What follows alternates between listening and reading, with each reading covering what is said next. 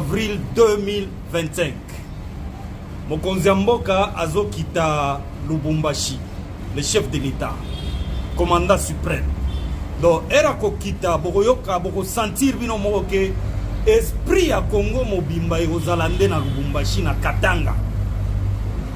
Donc, yako sepela toko sepela, po biso nyoso toko zala wana. Yako mitosa, bo mitosa. Po mbisi na mai, eko mitosa. Eko tosa. Ndeke likolo eko tosa. Nyama na zamba eko tosa. Bongo yo. Okotosa papa. Donc Rosala Esengo kivumbi na jasu.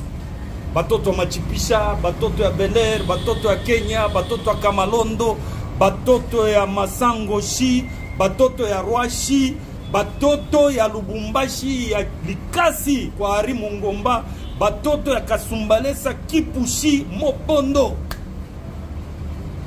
Le chef de l'État, Fachi Victoire arrive. Mbangu na mwalo mbangu na lubiboye. Ce n'est pas bien. Eza na colonel moko biso tozalaki ko collaborer na ye ko pesa ye ba information. Azaki TD adjoint na 22e région.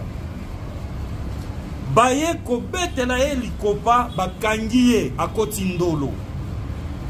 Asambi ba monike ezaye biloko alukuta wana ya ba 14 bakoselaki ye.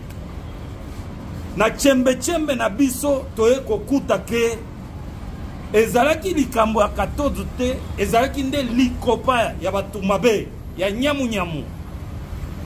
Colonel wana ne mutu azalaki na ba information ya ba ennemi baki kosala ti perquisition epa Salomon Idi. Grâce ya colonel wana baye kokosela ye makambo. Siko awa batindi soki na Congo central soki wapi. Mon général Banze, l'homme du chef de l'État. Mon général, yonde chef d'état-major. Mutu azala mukolo, azala munene, azala mwindo netingai, azala pembe mundele, azali kolona yote. Yo se fachi direct l'oreille, la bouche du chef. Tala likambo ya mutu oyo. Mise en place yango oyo. Bon pesa mutu na biso wana. Aza vrai. Donc loyal au chef de l'État.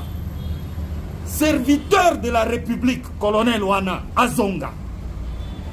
Dossier moussou concerné mon général Edi Kapent. Il y a un major. Baye koko sa yo. Yo za victime. Yo sale la kamboka na yo. Yo sale la Katanga. O sale la République. Sima ya fachi beton mon général Edi Kapent. Mais ndenge baye koko sa yo. Ya liboso baye bisyo ke major Oyazaki commandant na poste ya Lonchi. Kote ya Basakanya. Balobi major wana Zarwande. Yo moko verifie Zarwande te. To yebi depuis kala. Baye koyebi sa yo ko intoxiqué balobi te azolo bazan ndeko ya mama Denise. Kozala mama ndeko ya mama Denise komi lisumo na armée. Kozala ndeko ya bozongisa mutuana Lonchi ekomi passoire pona ba ennemi. Donc biso tolingi te nyamu. Tozana yo mon général Edi Kapent oza mutu na biso ya kati nous allons t'accompagner. Mais tala likambo ya Lonchi côté ya Sakanya.